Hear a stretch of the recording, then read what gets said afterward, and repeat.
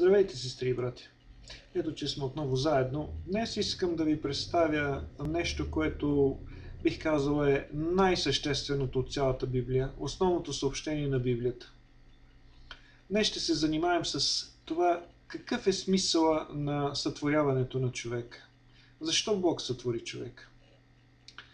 Задавал съм този въпрос на най-различни хора. Хора, които вярват в Бога, хора, които не вярват в Бога. Какъв е смисъл на нашия живот? Защо сме създадени? Каква е причината за нашето създаване? Някои отговарят едно, други отговарят друго. Някои казват, за да оставиме следа след себе си. Добре, обаче факт е, че човек живее 70, някой път 80 години, умира и след известно време, както казва Библията, всичко се забравя за него. Хората си отиват вкъщи и всичко се забравя за този човек. Някои казват, за да постигнем нещо в живота, да постигнем в смисъл, може би материално положение, може би име. Отново се връщаме на първия въпрос, но да кажем материално положение. Добре.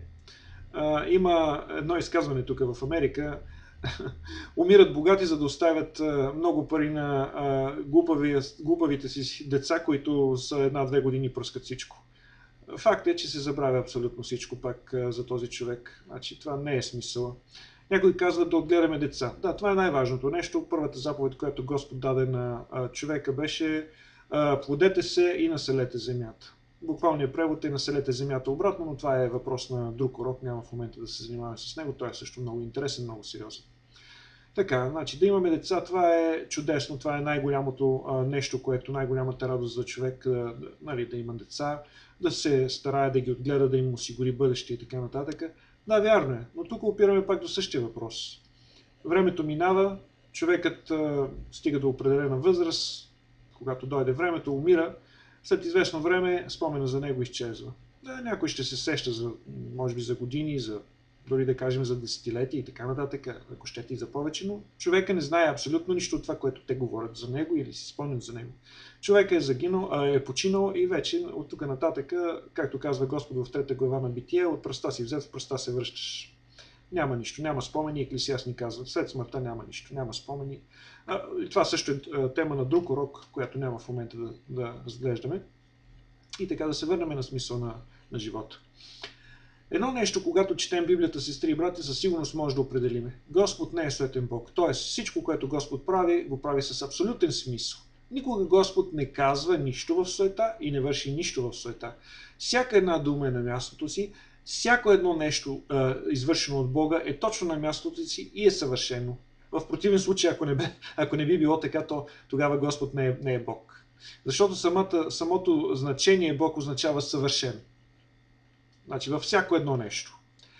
Знаем много добре, вие сте чували не един път и два пъти, че Отец е свят, Исус е свят, и двамата са съвършени. Свят, точно това означава съвършен, не може да се добави нищо. Няма какво да се отнеме, няма какво да се добави.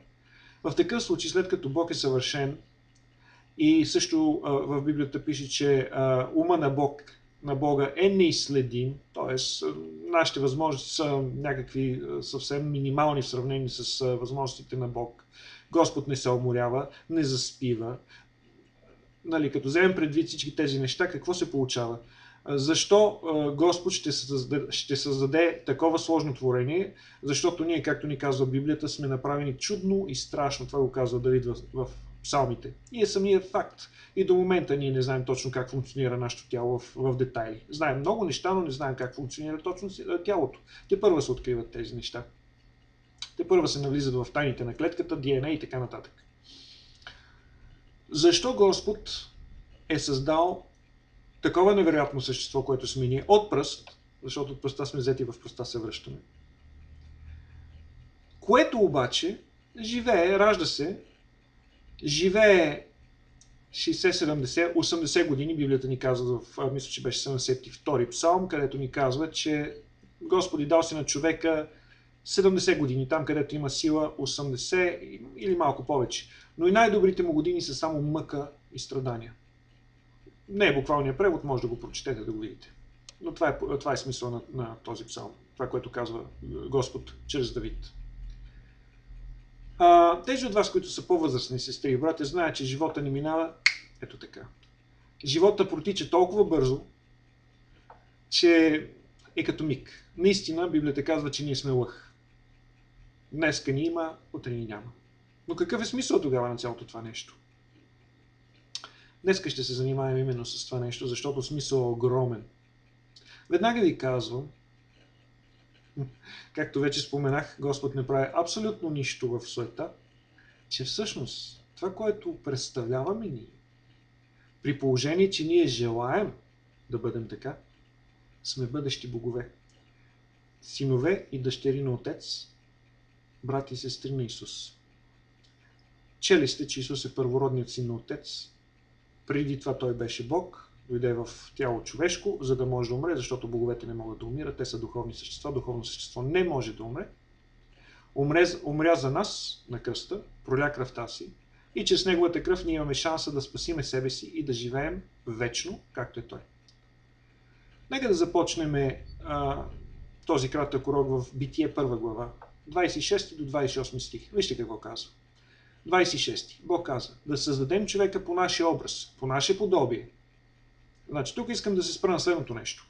Както виждате, е в множествено число. Веднага ще ви обясня за какво става въпрос. Исус каза на Отец да създадем човека. Второто нещо, по нашия образ. Тоест, ние изглеждаме така, както изглеждат Отец и Исус Христос, с тази разлика, че ние сме направени от пръста, т.е. ние сме от друга материя. Те са духове, те са от духовна материя. Не знаем какво значи това. За момента не знаем какво значи това. Знаем, че е нещо невероятно, което не може да бъде унищожено, не може да бъде повредено, не може да страда и така нататък. И много повече от това. Но не знаем за момента какво е това. Така и да продължим сега. И нека владее над морските риби. Значи, човека владее над морските риби, т.е. човека е поставен над морските риби. Тук веднага виждаме едно разграничение. Морските риби, колкото и да са голями, виждал съм на живо кит, огромен е, кашалот съм виждал, огромен е, но човека владее над него. Над небесните птици. Значи, каквито и да са небесните птици, ние владееме над тях. Над добитъка. Значи, това са, нали, знаете, крави, волове, така нататък. На цялата земя. Значи, на цялата земя трябва да владее. И над всяко животно, което пълзи по земята. Значи, практически, ние би трябвало да владееме над абсолютно всичко. В момента виждаме ли да владееме над абсолютно всичко? И да, и не. Ще се спреме някой друг път на това нещо. Но това беше причината за създаването на човека. И за това нещо, което прочетохме току-що, се вижда, че се крие нещо много повече. 27 стих. И Бог създаде човека по своя образ. По Божия образ го създаде. Мъж и жена ги създаде. Някои преводи са мъжко и женско ги създаде, няма значение. Искам нещо да ви спомена набързо тук само за тази първа глава на Битие. Първа глава на Битие е всъщност, както му казват, плана, или на английски е blue copy, за създаването на всичко. Втора глава е изпълнението на това създаване. Значи едно и също е просто, първо е представено как ще бъде създадено, какво ще бъде създадено, след това вече е създадено.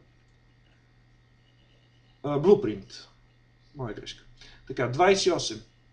И Бог ги благослови, и Бог им каза, ето първата заповед, която им даде. Плодете се и се размножавайте, напълнете земята и я покорете. Бъдете господари над морските риби, над въздушните птици и над всяко живо същество, което се движи по земята. Тоест, човека трябваше да владее над абсолютно всичко живо по земята.